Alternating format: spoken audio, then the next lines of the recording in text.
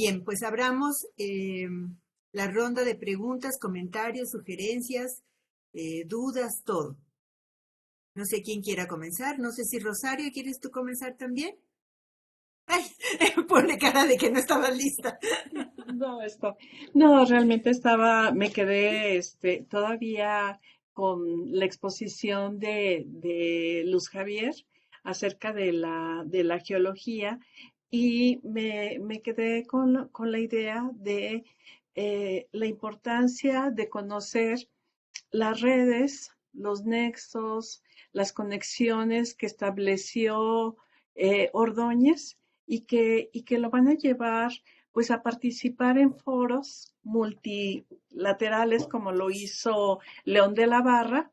Y en este sentido, me parece que estamos viendo un México porfirista de inicios del siglo XX como muy abierto al mundo, participando en diferentes esferas, en la esfera diplomática que hemos visto, también con Claudia en la esfera de lo jurídico, ¿no? Ya con algunos, defendiendo algunos casos de compañías internacionales, pero para el caso de Luz Javier, pues nos presenta un personaje que va incidiendo en el conocimiento, en el desarrollo de la ciencia, de la cuestión de la geología, de la exploración, y que finalmente este sector de los petroleros va a tener también un papel importante en el México revolucionario, ¿no? Entonces, me parece que es muy aportativo el trabajo de Javier. Ya tuvimos la oportunidad de ver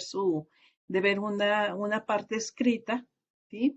Esperamos ahora seguir contando con la siguiente versión, ¿no? Entonces, me parece que en el caso de Claudia y del bufete también se ven esas redes, esas conexiones, se repiten los personajes, los actores políticos ya mencionados por Mónica, por Marisa, y creo que vamos tratando de embonar y de integrar y ubicar espacial y profesionalmente a estos personajes.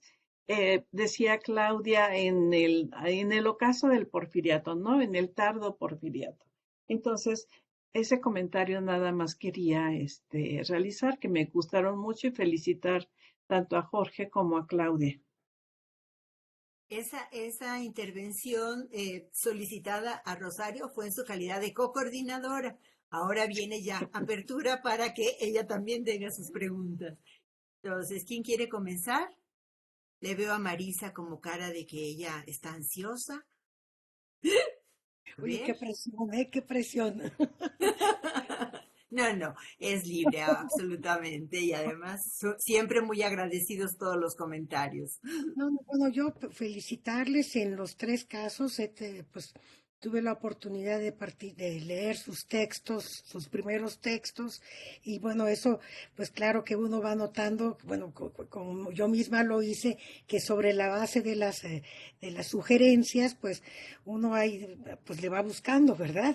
Y y también como comentario general, la verdad es que ya lo habíamos dicho en los seminarios previos, es cómo el abanico se va abriendo. Creo que si uno revisa el programa, nos damos cuenta de que recuerdo un primer comentario de Elsa con Nemesio García Naranjo y decía, no, pero si todos son unos personajazos, ¿no? Todos son que si los Limanturi, que si los Krill y los Molina, y ella decía, es que mi personaje en comparación, pues no se trataba de competir de quién era el más bueno de todos o el más importante, etcétera, etcétera. Y creo que son tres trabajos totalmente diferentes. Yo creo que a mí bueno, los tres me gustan mucho. El de León de la Barra, como se lo comenté a Rosario en su momento, me parece es abrir también a estos personajes bajo otras ópticas, porque también están etiquetados de cierta manera, y creo que es el caso de Mónica también, el haber retomado una faceta, ¿no? Que no ha sido poco trabajada, ¿no? Entonces, Me gusta muchísimo, y tanto para el caso de Claudia como el caso de Rosario, porque si ya se dieron cuenta que sí todos los caminos llevan a Yucatán, porque todos están emparentados con los yucatecos. Pero yo sé que ambas han hecho un perfil de estas redes familiares, etcétera, pero en el caso del trabajo de Rosario, y creo que se lo comenté la vez anterior, los Quijano es una familia súper importante, ¿no? Y bueno, y qué decir de lo que Mónica está, está trabajando, en donde pues entran todos los Molina, no los Sierra, bueno, todos ahí estén emparentados. Hay un, son dos tomos de un señor que se apellida Valdés Acosta, que se llama Yucatraza a través de las centurias. Ese se publicó hace más de 100 años, pero es muy completo de las líneas familiares. Y yo sé que ya han hecho un trabajo muy acucioso de cómo se van emparentando estas familias, pero echarle un ojito no estaría mal, ¿no? Generalmente está en los fondos antiguos. Yo tengo las fotocopias y son dos cosotas grandes. Si no los llegan a encontrar, si me pasan los apellidos, yo sobre mi fotocopia, pues les saco una foto, se las mando, ¿no? Porque probablemente ahí puedan encontrar estos hilos donde puedes tirar y que puede enriquecer muchísimo más el trabajo, ¿no? En el caso bueno, el trabajo de Javier para mí me abre un mundo, para mí, debo de reconocer, totalmente desconocido. Para mí he aprendido muchísimo, Javier, con tu trabajo, pues porque si nos fijamos también en estos personajes, son más bien personajes del ámbito de la política, y que todos están vinculados, que siempre aparece Limantur o aparece Casasus, o tuvieron algún puesto, ya sea como gobernadores o como secretarios o como abogados de bufetes, como los que trabaja Claudia, ¿no? Y pues yo la verdad lo que te puedo decir es que yo te agradezco infinitamente que me abras una puerta a un mundo que para mí es de veras totalmente desconocido, y que creo que los historiadores los hemos abandonado un poquito, ¿no?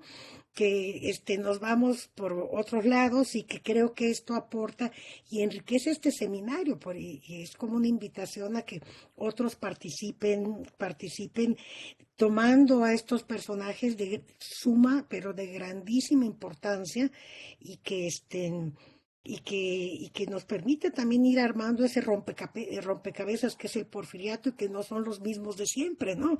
Entonces, yo de veras te lo agradezco infinitamente, y pues te felicito, ¿no? Y por último, con relación a lo que trabaja Claudia, me acordé pues que es un poco esta réplica de lo que pasaba en el despacho de Manuel Romero Rubio, ¿no? ¿De dónde sale este grupo de los científicos? A través de Romero Rubio. Todos estos personajes que trabajan en el despacho son los que van haciendo estas plataformas políticas, y creo que sería, pues, a lo mejor ponerlo también en esa perspectiva, ¿no? Tú trabajas un despacho, el de Ver Estañol, y bueno, importantísimo, pero creo que también a lo mejor poner en perspectiva lo que representaron los bufetes durante el Porfiriato, como espacios para hacer política, para hacer grupos políticos, reunir intereses. Entonces, creo que, o sea, tú lo tienes muy concentrado en uno, pero a lo mejor, yo no sé si ya me estoy saliendo de lo que tú quieres hacer, pero a lo mejor hacer una reflexión del significado de esos bufetes durante el Porfiriato, creo que enriquecería mucho y abriría muchas puertas para que otras personas trabajen a otros despachos, ¿no? Y ese sería mi comentario. Gracias. Gracias, Marisa. No sé quién quiere participar. Los veo muy calladitos. Ah, él sabe, por favor. Perdón, espero no ser repetitiva porque me distrajeron aquí un poco, y a ver si no alguien ya comentó lo que yo quiero decir. Pero coincido principalmente, bueno, en primer lugar coincido con esto que acaba de decir mi querida Marisa. la posibilidad de conocer a estos personajes. De verdad que estas tres intervenciones, las tres primeras también, pero en esta particularmente creo que encontramos ahí un abanico de personajes, de profesionistas, abogados, y abogados dedicados a los asuntos diplomáticos e internacionales, o abogados dedicados a defender casos de cierta naturaleza, y este otro personaje que trabaja Javier, verdaderamente que yo creo que esto nos sirve para mostrar y para que quede más que patente cómo en el periodo había tal movimiento, ¿no? El porfiriato se mueve, y no es ese bloque de una sola persona, y no es, y hay movimiento, hay mucho que hacer, hay muchos escenarios que están en acción. Eh, y me gusta mucho el trabajo de Rosario, porque creo que ya se lo había comentado yo en otro momento. O sea, me gustan todos los trabajos, pero me llama mucho la atención y me parece bien interesante poner atención a alguien como León de la Barra, que la historia oficial lo ha dejado siempre en dos líneas, nada más. Y fue el presidente provisional luego de la renuncia del general Díaz, y en lo que y su labor era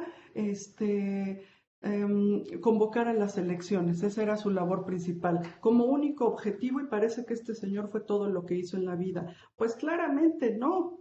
Y creo que eso, mirar a todo lo que hizo antes, y todo este bagaje y esta experiencia profesional y estas redes que él tenía, de verdad que a mí me parece no solamente interesante, sino además necesario, porque, porque yo creo que hay un montón de gente que ni conoce a León de la Barra, o que simplemente se queda en eso, que fue el presidente provisional y luego ya Francisco I. Madero llegó a la presidencia y listo. Así que pues yo quiero felicitar a los tres, porque me parecen trabajos bien, bien interesantes, muy necesarios para seguir incursionando en esto y dejar patente que hay mucho, mucho que estudiar. Todavía hay muchísimo que conocer, y muchos personajes y muchos temas y muchos escenarios que ir desarrollando. Nada más. Gracias. Muy bien, gracias, Mónica, que habías levantado la mano. Sí, yo nada más quería comentar que a la hora que estaba escuchando también a Rosario,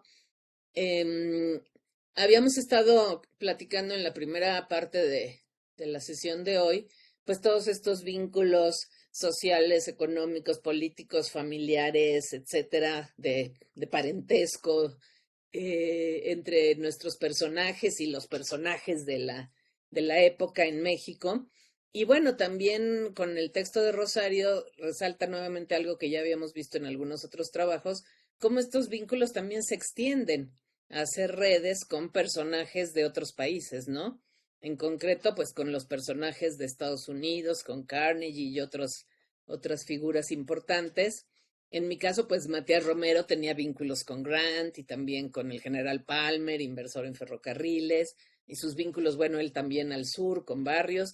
Pero es interesante también ver es decir, lo transnacional no empieza en el siglo XX ni con Internet, sino que finalmente ver cómo estas redes también van más allá de las fronteras y también forman parte de estas cuestiones de intereses políticos, económicos, etcétera, y que están presentes y se reflejan después también en la política interna de México, ¿no? Entonces creo que eso también está padre como reconfirmar con este seminario las redes internas, pero cómo también se amplían hacia el exterior. Nada más. Muchas gracias. Justo me voy a dar la palabra porque quisiera abonar un poco a este comentario de Mónica. De hecho, mi pregunta para Rosario tenía que ver con ese tema, y era en el sentido de cómo se veía la relación de León de la Barra con estos políticos norteamericanos o con estos capitanes de la industria norteamericana, porque siempre tenemos, o por lo menos tuvimos durante muchos años, esta idea con la teoría de la dependencia y con la forma en que fuimos formados, valga la redundancia, en el sentido de que las burguesías o los grupos oligarcas o estas élites políticas y económicas de América Latina siempre habían estado subordinadas a los grandes intereses extranjeros. Y me da la impresión, por lo menos en las cosas que he podido ver, que esto no era así. Esta presencia de las redes que estamos viendo ahorita, creo que sí hablan de una relación más horizontal, pienso yo. Y en ese sentido iba pues mi comentario, si es cierto esta percepción o nos enseñaron bien en aquellos tiempos, ¿no? Nada más lo quiero dejar ahí, lo quería ligar nada más. Pero si hay más preguntas antes de que yo intervenga, por favor.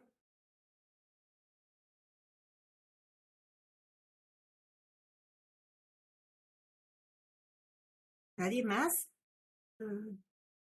Eduardo dice que felicidades a los 3 expositores, interesante valorar a estos profesionales de la diplomacia, el derecho y la geología, que nos muestran interesantes actores que sobresalieron principalmente hacia fines del porfiriato. Y bueno, y se disculpa por tener que retirarse y nos vemos mañana, dice, ¿no? Pero alguien más querría... También Olimpia se disculpó porque tuvo que retirarse, ¿no? Pero sí les mandó felicitaciones a Claudia y a Javier. Muy bien, gracias. Yo, Bueno, doctora, a ver, Claudia, muy bien. bueno, 2 preguntas. Una para la doctora Rosario y otra para Javier. La doctora Rosario quisiera ver si podría ampliar las características o los elementos que ella identificó como las características que llevaron a elegir a León de la Barra como secretario de Relaciones. Eso, y felicitarla por su exposición.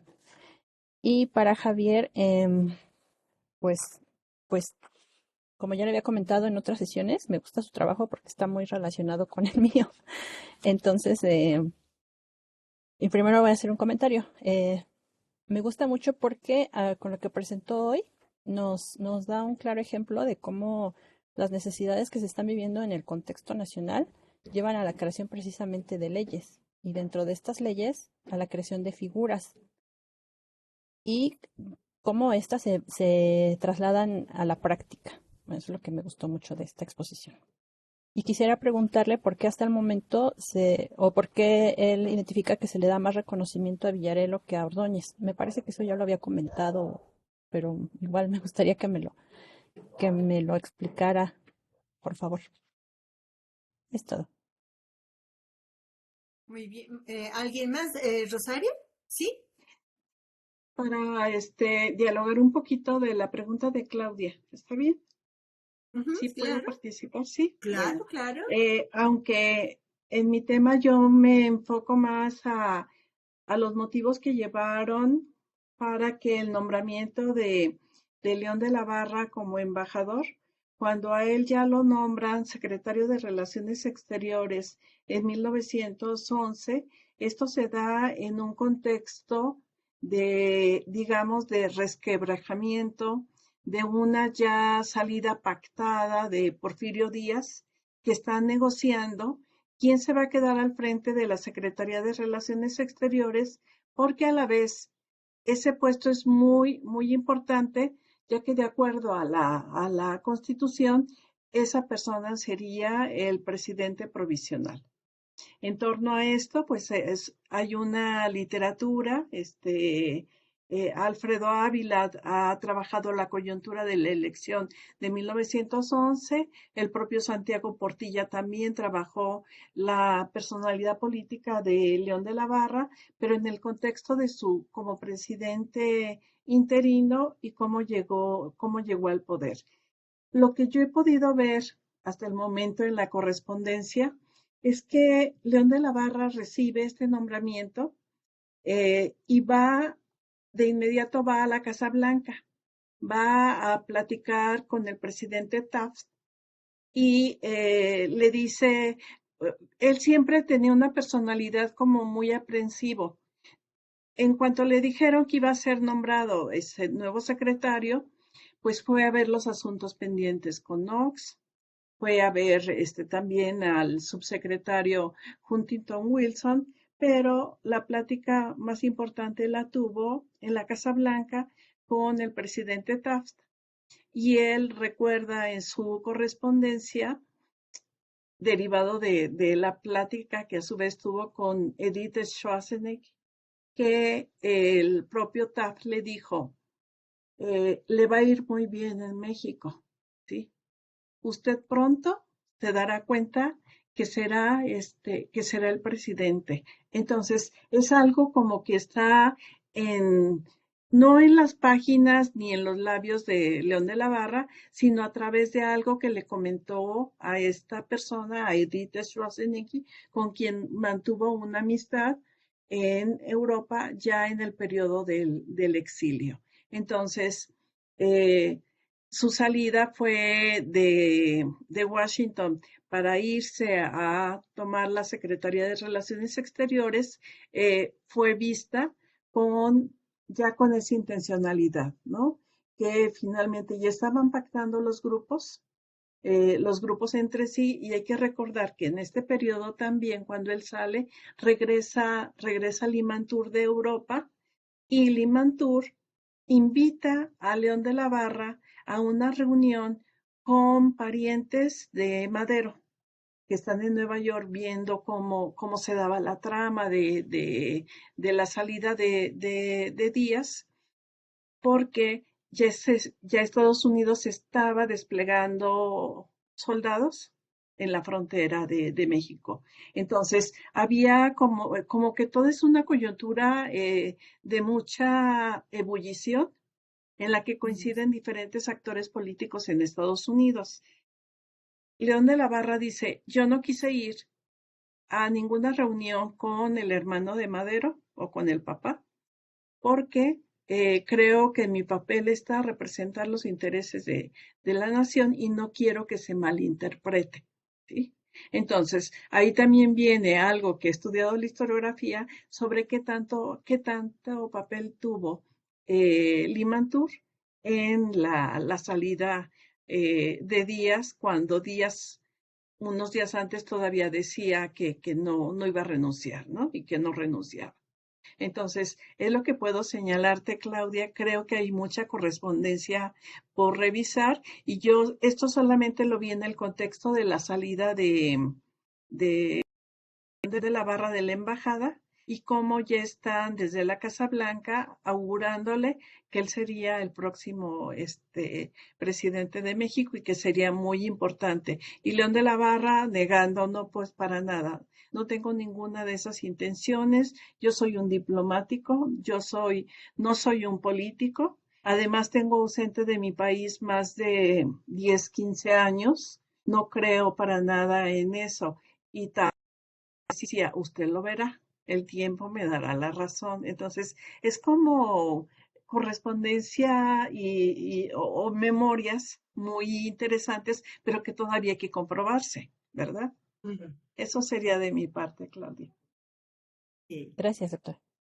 Ok, gracias. ¿Alguien más? Bueno, yo No, tengo... yo A ver, alguna sí. ok. es- Sí, primero, agradecer por las apreciaciones y comentarios que son sobre el trabajo, y de paso felicitar también a la doctora Rosario y a Claudia por sus presentaciones, que son bastante interesantes. Y un poco voy a intentar de manera breve resolver el planteamiento de Claudia, el planteamiento que me hace, ¿no? Tenemos que ponernos en la premisa, o tener la premisa de que a finales del siglo XIX y principios del XX, incluso en la comunidad de geólogos, se tenía la idea de que no había potencial petrolero, a pesar de que desde mediados del siglo XIX ya se venía explotando, pero de manera muy, muy limitada. Incluso en la alta esfera porfiriana, como bien lo refería allí, Limantour incluso era partidario de esa idea de que no había el potencial petrolífero, porque los geólogos decían que pues México no podía estar bendecido, o los geólogos en ese momento tenían la idea de que México no podía estar bendecido por oro, plata, otros minerales de uso industrial, y además, para este caso, pues el petróleo, ¿no? Que estaba aflorando en Estados Unidos y principalmente en Rusia también. Entonces, en el momento que empiezan a develar el interés, tanto Whitman Pearson como Doheny, sobre el sector petrolero, pues es que se crea esta ley del petróleo.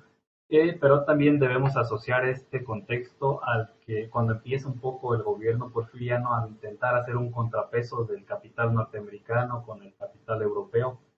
Entonces era un poco mermar el empuje que traía Doheny por la posible conexión que tenía con Standard Oil, de los Rockefeller. Entonces, como tenía un importante empuje monopólico de Estados Unidos, Porfirio Díaz se preocupaba, ¿no? Porque pudiera ingresar acá al territorio mexicano. Entonces, cuando le da la concesión a Doheny, lo condiciona y le dice que le da la concesión para explotar el petróleo, pero no puede vender sus acciones a la Standard Oil. Entonces, en ese contexto es que empieza a surgir esta ley del petróleo, y que hasta ahorita he ahondado, pues fue una resolución que hizo Limantur, ahí en contubernio con el ministro de Fomento, y que a su vez esta Secretaría de Fomento va a ser la disposición o la instancia oficial la que va a intentar regular ese nuevo sector.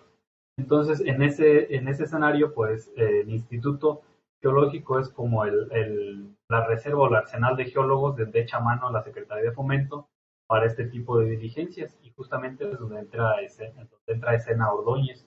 Precisamente aquí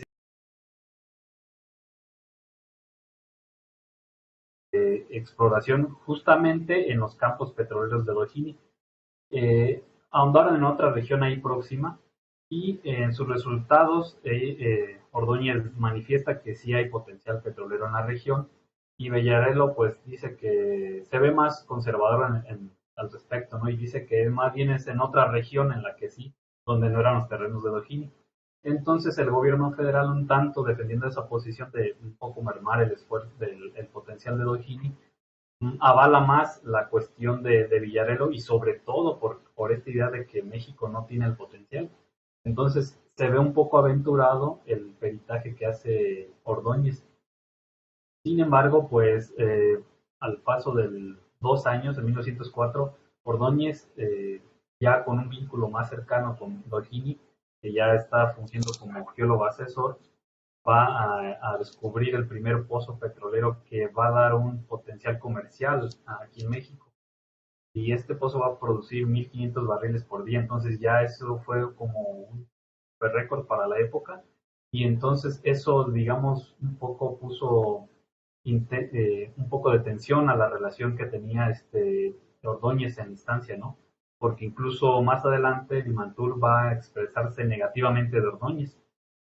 Y todavía no llegó a ese punto, porque revisando ahora la ley del petróleo con más detenimiento, se supone que estos geólogos que fueron a inspeccionar, por lo menos Ordóñez tenía que formar parte de la comisión, del consejo administrativo de la Mexican Petroleum, en este caso, ¿no? Como dispone la ley, y de brindarle información a la Secretaría de Fomento.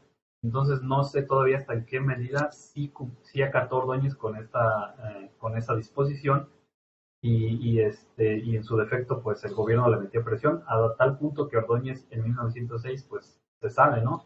Y hace su consultoría privada, etcétera.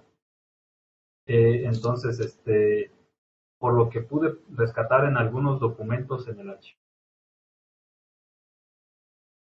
incluso algunos subordinados de Whitman Pearson están persiguiendo los rastros de estos informes, y por lo que veo no se develaron hasta más o menos en 1907, porque una parte de esto era de la intención del gobierno era mantener la secrecía de esos informes y no darle pautas a los empresarios como para ver dónde pudieran encontrar con mayor precisión. Sobre todo, por lo que veo, era un poco mermar a Doheny, porque el de Ordóñez sí especifica que es ahí donde hay potencial, y compara de hecho la región petrolera con lo que él vio en Rusia.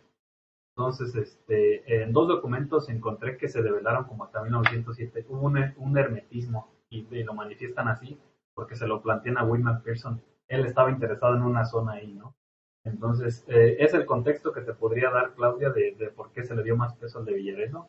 Y Ordóñez, pues, Incluso en uno de los documentos se manifiesta, ¿no?, que está molesto por la manera en que, digamos, se le trató o se le escondió ese informe, ¿no? Y ya posteriormente él empieza a publicar trabajos por parte, en algunos, por su parte, en algunos medios científicos, donde vierte sus teorías, ¿no? Y ya es donde se empieza a rescatar esa parte que les expuse, ¿no? La teoría de los cuellos volcánicos. Muy bien. Muchísimas gracias. ¿Alguien más que quiera participar? Ay, cierto. Yo, Laura, nada más para felicitarlos a todos, qué enriquecedor esta sesión y bueno, pues estaremos al pendiente mañana y felicidades a las organizadoras, excelente. Muy bien. ¿Alguien más? Gracias, Carmen Alicia. ¿Alguien más? Bueno, creo que voy a cerrar entonces esta jornada con 3 preguntas muy puntuales a los exponentes antes de dar la despedida y la invitación para mañana. Y querría preguntarle ahora lo perdí. No, a Rosario, bueno, lo que había dicho, esto de cómo era la relación, digamos, cómo se revela o devela la relación de estos capitanes de la industria o políticos o políticos norteamericanos con De la Barra en la correspondencia en términos de cercanía o de nivel de interacción. Y hay 2 preguntas. ¿Y Luis y Hugo por qué estuvieron al pendiente de las obras y cómo les autorizaron? ¿Ellos tenían algo que ver en el asunto? Eso sería para Rosario. Para Claudia, no sé si escuché bien, pero dijiste que le llevaban, el Bufete Ver Español le llevaba asuntos a Limantur. Y para Javier, Luz Javier, de verdad que el personaje resulta muy interesante y parece, además, por lo que acabas de decir, tenía una relevancia que trató de dejarse a un lado en beneficio, pareciera ser, de los intereses nacionales, pero ahí un poco la pregunta es si él no tuvo cercanía con alguna figura importante. Yo te guardé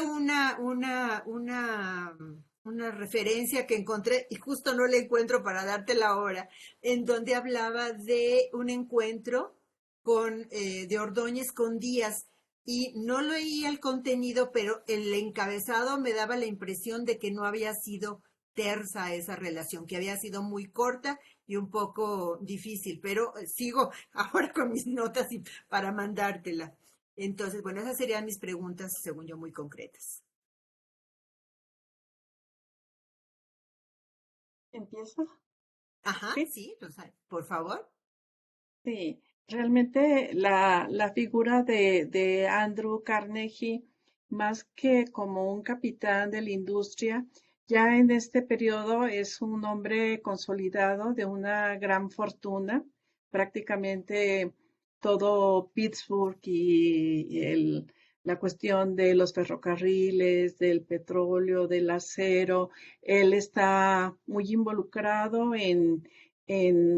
pues en esos rubros y mantiene una rivalidad pues con los Rockefeller, ¿sí? El Standard Oil. Entonces hay una lucha entre los monopolios y en este sentido, Andrew Carnegie ya para este periodo, para 1900 a 1910, él tiene aspiraciones intelectuales y es en el escenario, sí, del ámbito del derecho, del ámbito de la diplomacia, donde va a tener su cercanía con León de la Barra, porque Carnegie también va a ir a la conferencia de La Haya de 1899. Entonces se van a estar encontrando en las conferencias. También Andrew Carnegie va a estar en las conferencias de Washington y también de México, y va a través de esas participaciones en este contexto de las conferencias panamericanas, va a encontrar mucha identificación con León de la Barra en el ámbito del derecho, porque Andrew Carnegie está escribiendo sobre la paz, la guerra y la paz, sobre el arbitraje y la mediación. Entonces, esos temas que le ocupan a León de la Barra y que escribe, pues tiene varias obras, León de la Barra, sobre mediación, arbitraje, extradición, le interesan a Andrew Carnegie y le va a pedir, como lo comentaba, que le haga un prólogo a una de las obras. Andrew Carnegie lo mismo escribe sobre cuestiones que tienen que ver con la generación de la riqueza, que cuestiones que tienen que ver más con el desarrollo humano, de social gospel, o el Evangelio entre las Naciones, etc. Y en este periodo ya Andrew Carnegie está más interesado en que le otorguen el Premio Nobel de la Paz. Él por eso está financiando los Templos de la Paz, el edificio internacional de las Repúblicas Americanas en Washington. Él lo financió también el de Centroamérica y en Río de Janeiro también sus Templos de la Paz. Pero bueno, poco a poco se fue desilusionando porque le dieron el Nobel de la Paz a Theodore Roosevelt, ¿sí? Por la mediación en la guerra ruso-japonesa, y posteriormente le van a dar a Elliot Root en 1912 el Premio Nobel de la Paz, y Andrew Carnegie siempre quiso que lo galardonara, ¿no? Entonces, que le reconocieran a él todo lo que estaba haciendo en el ámbito de generar la paz mundial. De hecho, cuando termina Roosevelt la presidencia, le va a financiar Carnegie a Roosevelt un tour por Europa, pero con la idea de ir a hablar con los diferentes mandatarios europeos, desactivar las alianzas que se están creando y que son la antesala de la Primera Guerra Mundial. Entonces, Andrew Carnegie, como promotor de la paz, quería que Roosevelt hablase con los mandatarios y que llegaran a acuerdos de colaboración, de paz, de arbitraje, etc. También en este periodo, Andrew Carnegie va a financiar las excavaciones arqueológicas en la región de Maya, ¿sí? Entonces, hay como toda una serie de encuentros, pero yo los ubicaría más en el ámbito de las conferencias panamericanas y de la diplomacia. Y bueno, lo de Luis y Hugo, realmente León de la Barra se fue a Europa porque su esposa se encontraba agonizante y le pidió a Limantour que les concediese a los hermanos, ¿sí? Obras para readecuar los espacios. Eso se quejaba Limantour, de que León de la Barra se la pasaba pidiendo recomendaciones, que les otorgaran ciertos empleos, que les dieran concesiones, etc. ¿No? Fue para que hicieran ahí y que también estuvieran como coordinando, que fueran como la comitiva de base que estuviera en El Paso y en Ciudad Juárez para recibir a las comitivas presidenciales. Gracias. Muy bien, gracias a ti, Rosario. Claudia. Sí, doctora. La pregunta era si el bufete le llevaba asuntos a Limantour. Ok. Bueno, no era necesariamente que le llevaran los asuntos, sino que dependiendo del tipo de negocio que estaban tratando en el despacho y de la rapidez con que necesitaban que se resolvieran, ellos, digámoslo así, lo que yo noté en la correspondencia es que se saltan el proceso burocrático que podemos nosotros ahora identificar y van directo a las oficinas. Entonces ellos saben o concuerdan citas, pero no solamente con Limantour, ¿no? Si son concesiones, pues con Fomento, o si son, por ejemplo, vi unas cuestiones de correos o de líneas de ferrocarril, en vez de turnar el asunto al secretario particular o etcétera, van directo y piden audiencia con los ministros. Y ya les exponen el caso, les dicen qué es lo que requieren y ya los funcionarios son los que les resuelven, ¿no? En todo caso le dicen con quién tienen que turnar la documentación para que se les aprueben en este caso que tengo muy presente, concesiones, ¿no? Pero no es que se los llevaran en específico a algún personaje, sino más bien era dependiendo de lo que ellos requerían resolver. Ajá. No, entonces planteé mal la pregunta, más bien no lo pensaba en términos de los asuntos personales del Limantur, sino como abogados de empresas, pues muchas de esas empresas tenían intereses del Limantur o de algunos de los funcionarios públicos, y si en ese sentido había bueno, si lo llevaban, ellos tenían alguna representación de empresas, de políticos o funcionarios públicos del régimen, Ya. no nada más extranjeros, porque eso creo que también estaba en su cartera, ¿no? Ujú, ya lo entendí. No he identificado que tengan negocios con Limantur. Ellos se especializan en esas cuestiones, en las mineras y sí, con las empresas que tienen intereses en minas y en ferrocarriles.